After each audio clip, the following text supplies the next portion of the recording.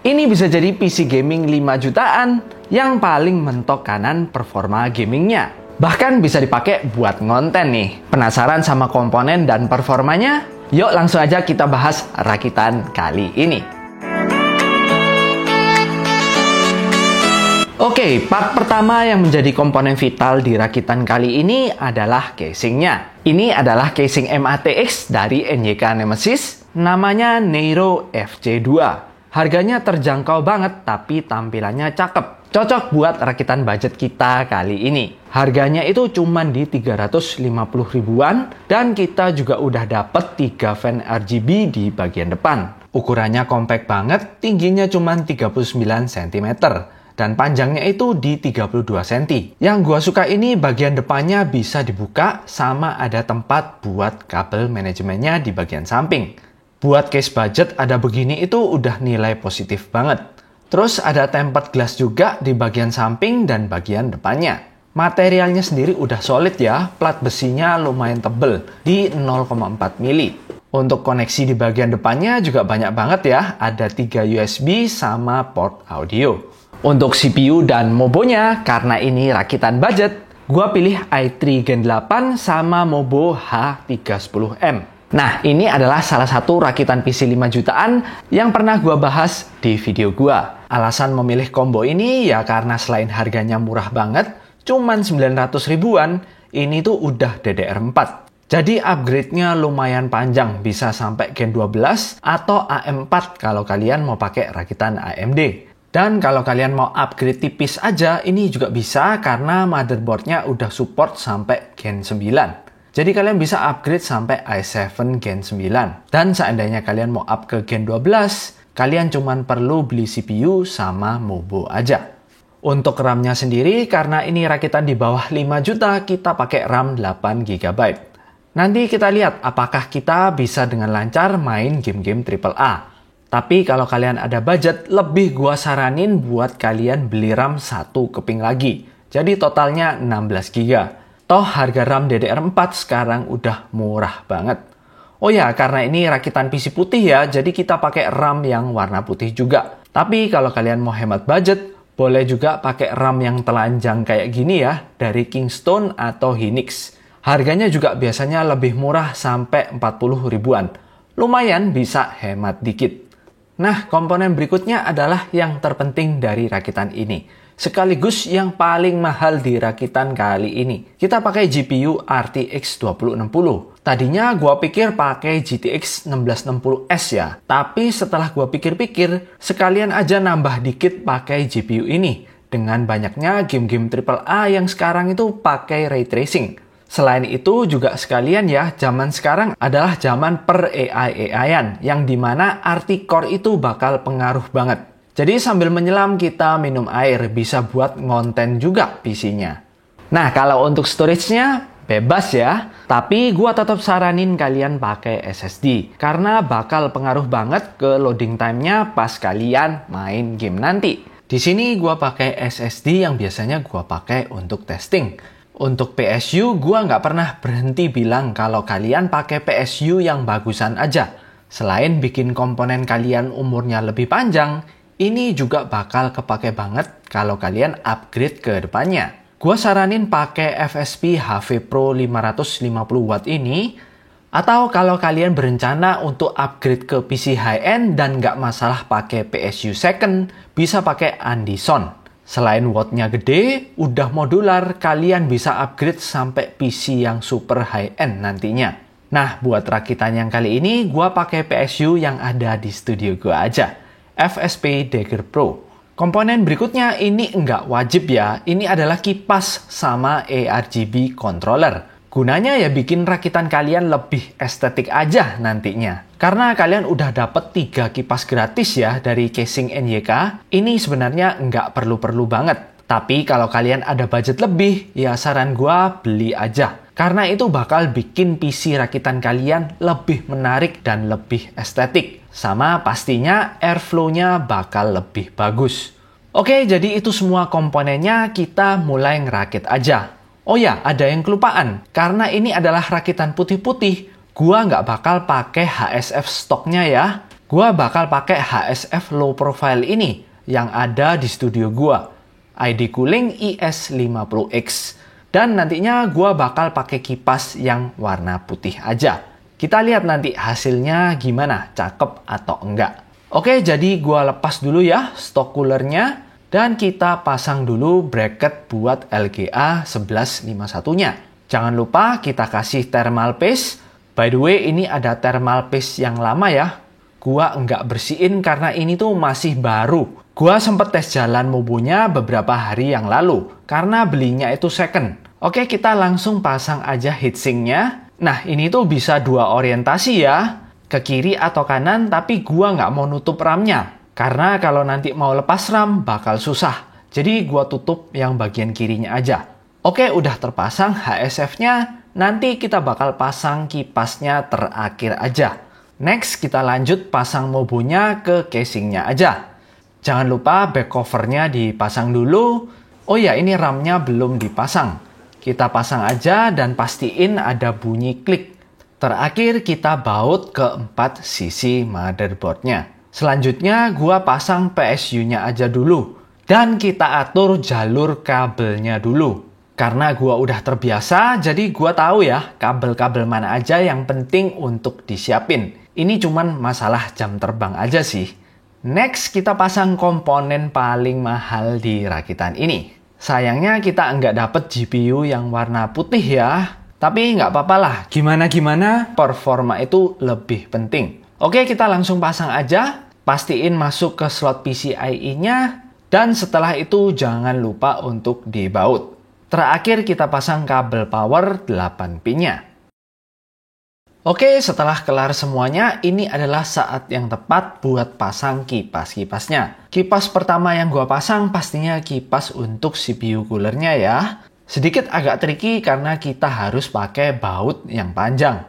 Kemudian kita pasang lagi dua kipas yang ditaruh di bagian atas. Jangan lupa dibaut ke 4 sisinya juga. Oke, fase terakhir ini yang paling rumit, yaitu ngatur kabel-kabel dari kipasnya. Ya, di sini gua spend waktu dikit aja untuk ngatur-ngatur kabelnya supaya sedikit rapi dan nggak ada koneksi yang salah. Setelah selesai semuanya, kita tutup aja side panelnya.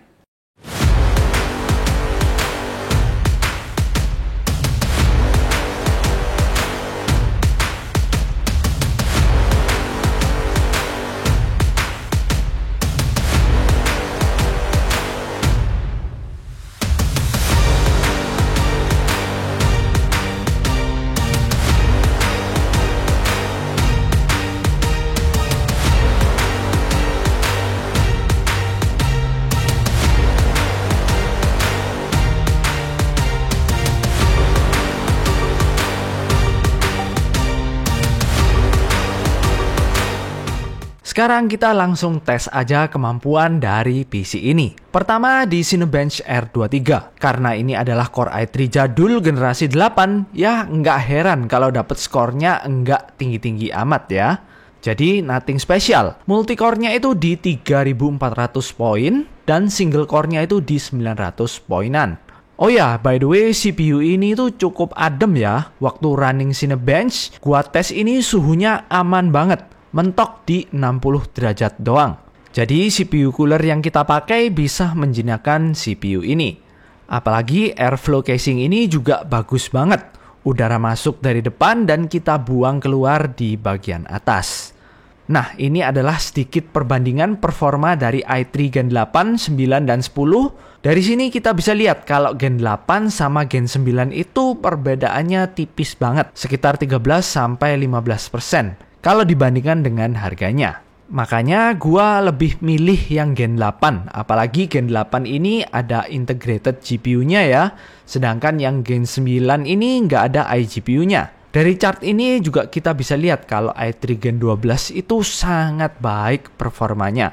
Bedanya itu lumayan jauh. Nah, meskipun rakitan ini pakai CPU jadul, tapi dengan bantuan RTX 2060-nya bisa menjadi PC yang sangat mampu untuk edit video. Jadi buat kalian yang mau ngonten sama streaming tipis-tipis masih oke banget. Gua coba buat edit video pendek sekitar 1 menit, ini lancar banget di timelinenya. Cuman ini bukan video yang kompleks ya. Dan gua tes untuk ngerender video 1 menit butuh waktu sekitar 30 detikan. Masih nyaman banget. Oke, berikutnya kita langsung aja tes ngegame. Main game AAA yang katanya berat banget, Cyberpunk ternyata masih bisa banget dimainkan di rakitan i3 8100 ini ya. Di preset Ray Tracing Low ini masih playable banget ternyata. Kalau kita cek CPU usage-nya, ini sama sekali nggak ada bottleneck-nya. Masih aman banget. Dan tentunya ini kita pakai DLSS ya. Fitur di Nvidia yang sangat bagus banget. Kita bisa dapat 40 sampai 50 FPS-an. Kalian bisa lihat sendiri. Dan kalau kalian pengen FPS yang lebih tinggi, monggo kalian turunin aja presetnya tanpa ray tracing. Pastinya bisa nembus 60 FPS dengan mudah. Untuk RAM-nya yang 8GB ternyata masih aman buat main ya. Cuman loadingnya aja sih yang agak lama, jadi kalian sabar-sabar aja.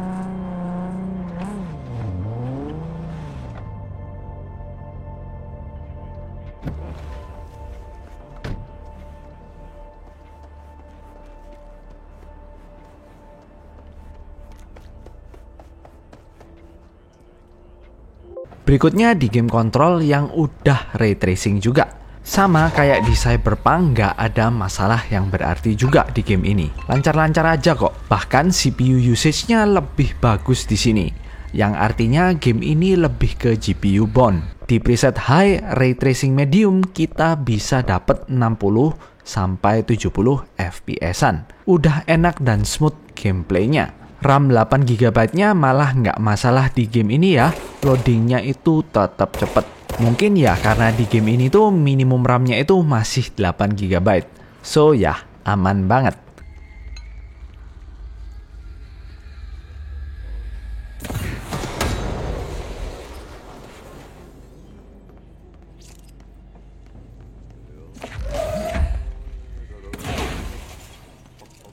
Next di game God of War. Nah, di game yang satu ini gua lihat ada bottleneck nih. Jadi semua itu tergantung gamenya ya. Kalau di God of War ini dia termasuk game yang CPU bond. Makanya CPU usage-nya bisa 100% terus. Yang artinya ada bottleneck.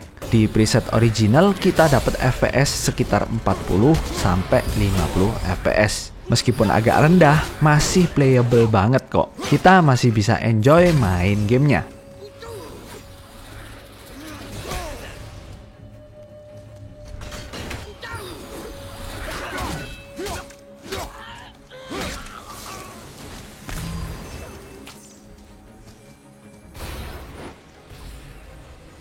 Kalau untuk game e-sport kayak Dota 2 gini ya jelas sih nggak mungkin ada masalah. Di preset best looking kita dapat 50 sampai 60 FPS. So buat kalian Dota lovers jelas ya ini aman banget.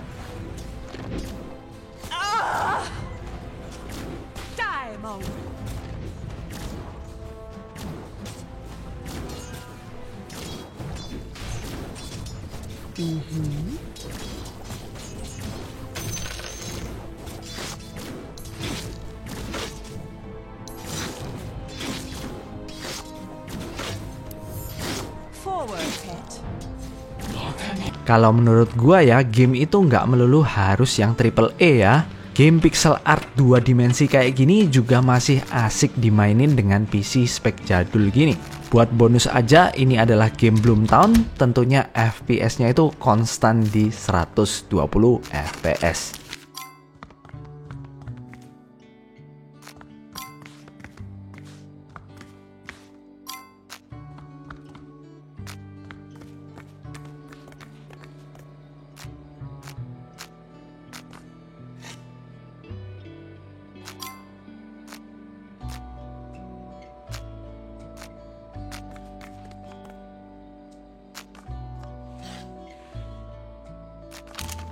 Oke, jadi total berapa duit yang dikeluarkan buat rakitan ini? Gua tampilin aja ya di layar kalian. Seperti yang kalian lihat sendiri ya, total rakitan ini tuh di bawah 5 juta. Tapi kalau kalian pengen PC kalian lebih estetik, ya tambahin aja ARGB controller dan fan-fannya. Atau kalau mau kalian tambahin RAM 1 keping lagi. Sebenarnya 8GB udah cukup sih. seperti yang kalian lihat di tes performa tadi ya. Tapi kalau kalian suka multitasking, boleh banget ditambahin RAM.